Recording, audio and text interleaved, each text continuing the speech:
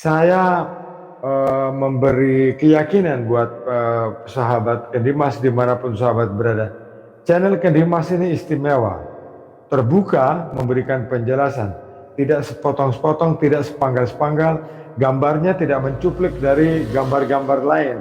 Semua original seperti yang sahabat lihat sekarang. Sekarang kita sedang live dan sahabat bisa memperoleh edukasi dari saya dengan sebaik-baiknya. Sahabat Kendimas, sahabat harus paham bahwa dalam suatu sistem pengolahan air, dalam suatu sistem pengolahan air itu harus memenuhi syarat dan memenuhi unsur. Harus memenuhi syarat dan memenuhi unsur.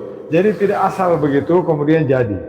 Jadi harus ada tahapan yang merupakan syarat dari suatu sistem pengolahan air.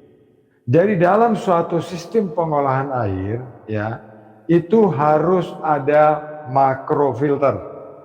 Makrofilter bentuknya seperti ini atau bentuknya lain lah. Tetapi kita lupakan saja yang tangki-tangki tua yang lama itu kita lupakan. Saya jelaskan dan lebih gamblang, lebih mudah dengan sistem peralatan modern seperti ini. Jadi air dari sumber, dari tangki boleh, dari sumur boleh, dari apapun yang sahabat suka lah.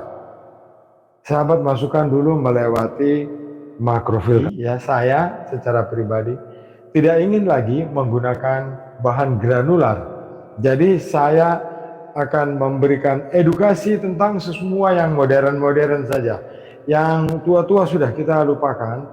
Yang tua biar tetap menjadi bagian dari orang tua, tetapi yang muda-muda ini mari kita menjadi bagian dari yang muda, jangan ikut yang tua. Jadi dalam suatu sistem pengolahan air itu kita harus pasang dulu yang namanya makrofilter. Makrofilter itu satuannya mesh atau bisa diterjemahkan dalam sistem penyaringan air dengan kerapatan penyaringan itu 120 mikron atau mesh 130. Kalau kita pakai bahan granular seperti pasir itu meshnya kan 36. Dia menyaring lebih longgar daripada sistem penyaringan modern. Nah, sahabat Kendimas, di sini ada filter disk. Filter disk ini bisa kita gunakan untuk menggantikan posisi dari silika, pasir silika. Ya, jadi dari sumur boleh, dari tangki boleh, dari tandon penampungan boleh, boleh sembarang. Yang penting sahabat mau saring air itu menjadi air bersih yang bisa digunakan atau menjadi air layak higienis atau air higienis sanitasi atau air bersih bebas bakteri, banyak namanya ya. Nah, gini, kalau kita menggunakan filter disk itu barangnya kecil seperti ini ya. Kita tidak butuh tangki yang besar harus dipasang dari pagi sampai petang, enggak. Kita cukup menggunakan filter disk seperti ini dan harganya jauh lebih murah ya. Ini 360.000, sahabat sudah pakai ini dan bisa digunakan 10 tahun. Bayangkan, harganya murah, tidak perlu diganti-ganti, bisa bertahan 10 tahun, masih kurang apa? Teknologi modern mengajak kita untuk berpikir lebih realistis ya. Nah, sahabat, kalau filter di sini kotor ya, yang terpasang di bawah ini, yang sudah sumbernya dari air. Kalau filter di sini kotor, kita tinggal membukanya seperti ini, ya, begini, ya. Kemudian saya copot, saya kendorkan, saya cuci sampai bersih, ya. Setelah filter ini bersih, sahabat kencangkan lagi seperti ini, ya, dikencangkan. Ingat, jangan terlalu rapat. Nanti kalau terlalu rapat, air tidak mengalir sebab penyaringan ini jadi padat.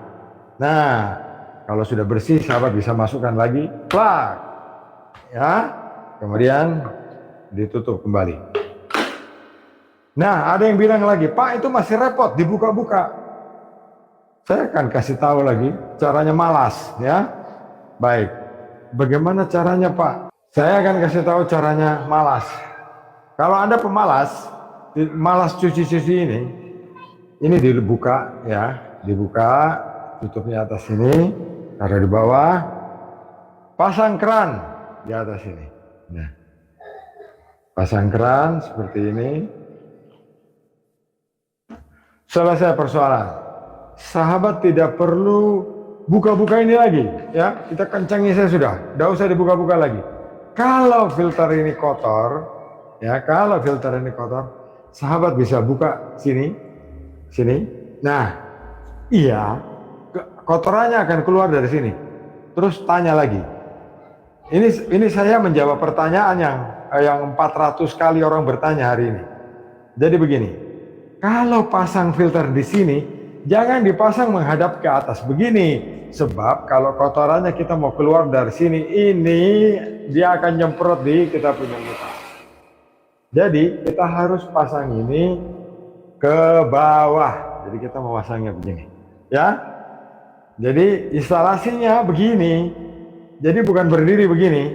Nah, kita pasang ke bawah begini. Supaya kalau kita buang kotoran, buangnya airnya jatuhnya ke bawah. Bukan begini, semprot muka, ya. Jadi logika saja, Pak, filter disk itu pasangnya bagaimana? Wah, ini bagaimana? Masa pasang begini juga harus tanya.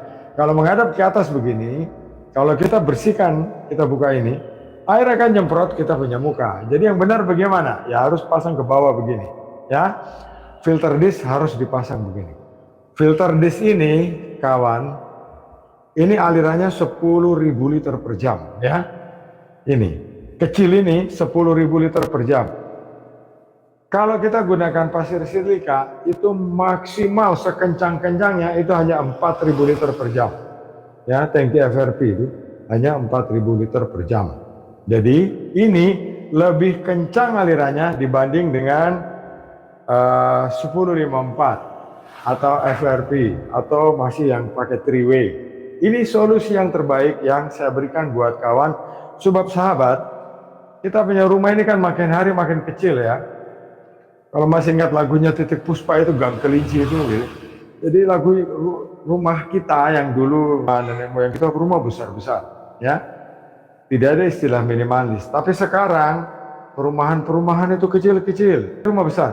Kalau sahabat punya tangki filter penyaring air membutuhkan ruangan yang besar, kan sayang, harusnya bisa dipakai buat kolam ikan atau buat taman kecil, hanya dipenuhi oleh tangki yang besar itu. Jadi solusinya yang paling hemat ini. Nah, ini namanya makrofilter dalam sistem pengolahan air. Ini namanya makrofilter. Ada yang protes saya lagi begini, Pak, itu kalau kita lihat di internet katanya ini namanya irigasi, Pak. Ini saringan irigasi. Nah, kenapa dinamanya irigasi? Karena alirannya kencang. Nama saluran itu pasti beda-beda ya. Nama saluran. Kalau saluran kecil di pinggir rumah namanya got. Kalau saluran besar di pinggir jalan namanya selokan. Kalau salurannya besar untuk pengairan sawah-sawah itu namanya irigasi. Ya.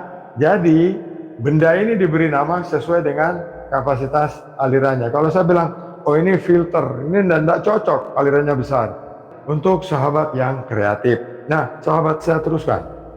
Dalam sistem pengolahan air, tadi saya katakan bahwa harus memenuhi syarat dan unsur. Syaratnya, pertama ada airnya dulu ya. Kalau nggak ada air, tidak bisa namanya sistem pengolahan air. Tidak ada syaratnya, syaratnya harus ada air. Syarat kedua harus ada makrofilter. Tolong dicatat, jadi tidak bertanya lagi. Yang saringan kedua ini masuk pertama namanya makrofilter. Dia menyaring air kotor menjadi air bersih. Proses ini menjadikan air kotor menjadi air bersih. Dan kita punya bahasa Indonesia ini kadang-kadang bikin kita sulit.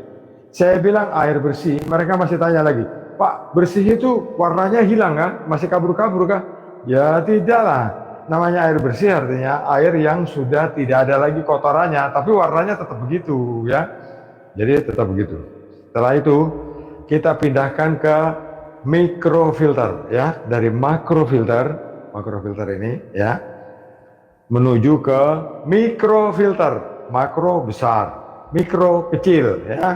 Nah, saya taruh ini di bawah kolong. Nah, dia masuk ke makrofilter. Ini peralatan modern yang saya tunjukkan buat sahabat ini. Sahabat tidak akan dapat edukasi begini dari tempat lain, hanya di Kendimas, ya. Nah, dari makrofilter masuk ke mikrofilter. Pak, mikrofilter itu isinya apa di peralatan Bapak ini? Saya akan kasih tunjuk. Saya buka. Ya, saya angkat tutupnya, lihat bahannya. Filternya Kendimas, tebal, kualitas, ya, tidak akan meledak, tidak akan bocor. Saya taruh di sini. Di dalam ini ada tiang penyangga. Kalau saya kasih miring nanti patah semua. Ini ada baut, jadi saya putar begini, baut. Nah, saya putar begini, 2, saya buka. Ya, saya masukkan ini, bentar. Nah, ada penutup behelnya seperti ini, plastik 2 penutup behelnya, ya. Nah, sahabat, kemudian ini namanya mikrofilter. Mikrofilter 10 in. Ini kerapatannya 10 mikron. Kenapa saya memilih 10 mikron? Karena saya akan membungkus filter ini dengan karbon.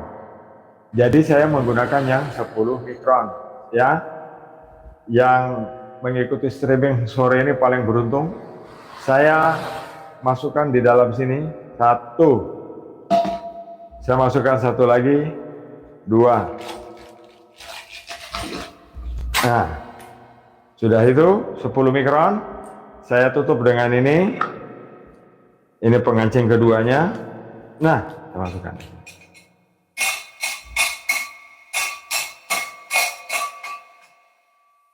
Ini 1 lagi saya baut. Nah, sekarang persoalan makrofilter kita sudah selesai. Jadi dari sumber air, syarat pertama dari sistem pengolahan air harus ada air kotornya dulu, atau air dari sumur, atau air dari tangki. Kemudian kita masukkan ke makrofilter. Di sini saya gunakan filter BIS. Kemudian masuk ke mikrofilter. Mikrofilter tadi saya gunakan Carter filter 10 mikron. Terus Pak, kalau airnya bau ini di dalam ini, nanti keluar terus kan bau. Nah, kita hilangkan tuh bau air yang tadi Anda tanya penuh masalah. Saya akan mengisinya dengan ini karbon, ya, karbon. Karbon ini, karbon ini saya masukkan di dalam sini. Ini, sahabat lihat, saya masukkan di dalam sini. Nah, saya masukkan di dalam sini, ya, nih, saya masukkan di dalam sini. Nah, ini kan hanya simulasi nih. Jadi saya tidak perlu mengisinya sampai penuh. Nanti kalau di rumah atau di tempat sahabat sendiri, ingat ikut Kendimas berarti harus ikut modern, ya. Kita isi sampai ini penuh karbon. Kita isi sampai penuh. Berarti kalau air kita bau, dia sudah teratasi di sini. Kalau air kita kotor, dia akan tersaring di makrofilter. Prosesnya saya ulangi.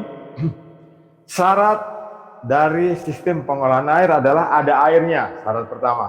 Syarat kedua, ada makrofilter. Dari makrofilter kita cek dulu, berarti airnya sudah bersih. Kita cek dulu, ini air bau atau tidak? Oh, airnya bau Pak. Kemudian kedua, keruh enggak? Oh, airnya keruh. Kita teruskan ke mikrofilter. Mikrofilter ini mengubah air yang berwarna menjadi air jernih, ya, mengubah air berwarna dan bau menjadi air yang bersih, air yang jernih, tetapi belum bening, ya. Nah, setelah kita isi dengan karbon ini sampai penuh, ini housing 10 in, ya, kemudian kita tutup, ya, kita isi sampai penuh. Kemudian kita tutup. Ini ada meterannya, saya kunci. Nah, sahabat, jadi ini saya kunci caranya seperti ini. Saya kunci, lihat.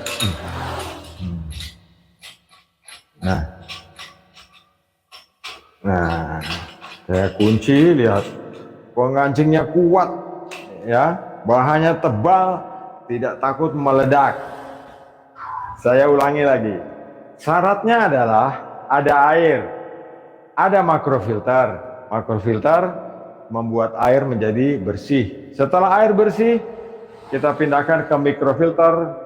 Air yang berbau dan air yang kotor tadi yang berwarna menjadi jernih pada proses ini. Dia stop. Makanya kalau ada sahabat yang tanya, Pak, saya punya rumah airnya begini ya. Tadi ada teman dari Riau, terus kemudian dari Kalimantan Selatan, kemudian dari Makassar, satu lagi dari Kendari, ya. Ini saya jawab pertanyaan sahabat di sore ini. Jadi yang masuk ke WA sejak tadi pagi itu ada 400 atau 500 tanya-tanya itu. Jadi bisa terjawab sekarang. Jadi proses sampai di sini. Kalau tanya, Pak, saya mau beli filter air, tapi nah, saya biasanya tanya begini. Kalau Anda mau beli filter air, saya tanya dulu, Anda mau di level mana? Level air kotor jadi air bersih, atau level air bersih menjadi air jernih, atau dari air jernih menjadi air bening. Saya tanya dulu sampai di situ. Dia akan pilih, oh saya air kotor jadi air bersih, berarti sampean hanya membutuhkan filter ini saja yang di bawah ini. Tapi kalau Pak saya ingin jernih, berarti sampai di level sini. Dan filter ini bentuknya bukan cuma begini, banyak bentuknya ya. Cuma yang saya ingin tampilkan kepada sahabat, filter yang baik seperti ini. Kalau dipasang di tempat umum tidak malu, kalau dipasang di depot air minum ada gengsinya, kalau dipasang di rumah makan kelihatan eksklusifnya, kalau dipasang di fasilitas-fasilitas lainnya yang berhubungan dengan bisnis akan lebih menenteramkan orang yang datang mengunjunginya, ya. Itu kenapa sampai dia harus bagus begini. Nah, syarat sudah dipenuhi 3 hal. Ada air, ada makrofilter, ada mikrofilter, dan karbon untuk menghilangkan bau. Dia berhenti sampai di sini, ya sahabatnya. Dia berhenti sampai di sini. Kita teruskan. Kalau hanya untuk air mandi, cuci mobil, bersih-bersih, sampai di sini cukup. Tetapi kan kepuasan setiap orang itu berbeda-beda. Pak, masih ada langit-langit kalau air di bak kamar mandi. Ya jangan dipikir, kan levelnya hanya sampai di jernih. Jernih itu tidak berarti bahwa air itu kemudian bening sampai tembus dasar kolamnya atau dasar bak mandinya. Tidak seperti itu ya sahabat ya. Nah, prinsip pengolahan air itu kemudian kita naikkan levelnya dari level jernih menuju ke level bening. Ini PVDF ultrafilter andalan Kendimas 3.500 liter per jam. Ini alatnya. Beda dengan yang sahabat temukan di online secara prinsip. Bodinya tebal, penutupnya mantap, PVDF-nya kuat, ya. Jadi dari mikrofilter kita akan teruskan ke ultrafilter dengan kerapatan 1/100 mikron. Tadi dari Kendari ada yang tanya, Pak, saya punya itu yang UF yang tipe lama. Jadi kalau UF yang tipe lama itu berbahan HPDE atau PVC, dia kerapatannya 0,1 mikron, belum sampai ke 1/100 mikron. Jadi kalau air kotor tetap tembus. Yang tanya-tanya di kolom komentar itu jawaban saya, ya. Jadi itu bukan 0,01, tetapi 0,1 mikron. Bahannya adalah HPDE atau bahannya adalah PVC, bentuknya cubing dan keras. Tetapi tali PVDF itu beda, dia lembut dan lentur, berbahan plastik dan ada linen di dalamnya. Itu prinsip perbedaannya ada di sana. Nah, sahabat, kemudian dari air yang sudah bening ini, ya, dari jernih ke bening lewat UF, airnya akan keluar lewat sini, ya, lewat bagian atas dari topi ini. Sampai di sini biasa pertanyaan mulai banyak. Pak, itu sudah bisa diminum? tergantung hati nurani. Kalau ini Anda gunakan untuk bisnis, tidak boleh, karena peraturan Menteri Kesehatan dan Perindustrian mewajibkan untuk menggunakan ultraviolet sebagai pembunuh bakteri di final. Ini prinsip dasar ini ya, yang saya jelaskan ini prinsip dasar. Jadi harus menggunakan ultraviolet kalau ini ingin dijual airnya. Jadi jangan lagi berpikir depot hostingnya 20, depot hostingnya 30, sudah tidak musim kawan, sudah tidak zamannya. Semakin banyak hosting yang kamu pasang di dalam depot air minum, semakin banyak masalahnya.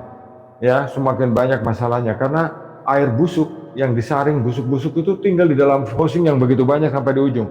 Yang paling sesara adalah orang yang beli galon di pagi hari. Ini jujur saya kasih tahu seperti itu sebab kalau sahabat membuktikan itu di pagi hari, aliran pertama coba bawa ke laboratorium dinas kesehatan, pasti bakterinya tidak lolos.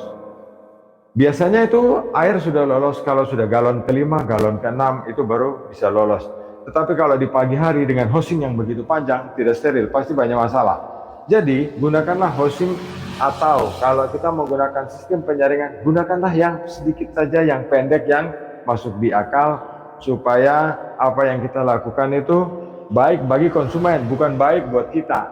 Karena kesalahan terbesar dari semua pengusaha depot air minum adalah ingin menampilkan dirinya wah, terlihat saringannya banyak, terlihat peralatannya heboh, tetapi sebenarnya lebih baik tampil apa adanya.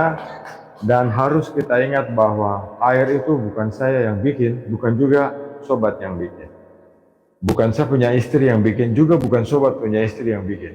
Ya, walaupun mak-mak itu katanya makhluk terbuat di bumi, tapi dia tidak akan bisa buat air. Jadi prinsip dasarnya adalah air itu adalah karya besar penciptaan dari Allah Subhanahu wa Ta'ala. Kita tidak boleh menyangkal itu. Yang kita jual adalah hasil dari produknya. Yang kita tawarkan kepada orang itu juga bukan buatan kita. Kita ini hanya diberi tugas untuk menjernihkan kalau kotor, menyegarkan kalau bau, menawarkan kalau airnya berasa, menjadikan bening kalau airnya jernih. Tugas kita cuma itu. Jadi saya tidak bisa katakan bahwa saya punya air ini paling mantap mau menyangkal ya. Kita terlalu banyak menyangkal. Jadi sore ini saya bicara ekstrim supaya kita sama-sama punya satu konsep berpikir bahwa air ini yang punya itu Allah Subhanahu wa Ta'ala. Kita hanya pelakukan saja. Yang kita jual itu juga bukan kita punya buatan, kita hanya menyalurkan saja. Jadi kita buatlah yang terbaik untuk konsumen. Jangan memegahkan diri, menampilkan sesuatu yang tidak seperti yang terlihat. Tapi kita buat sesimpel mungkin.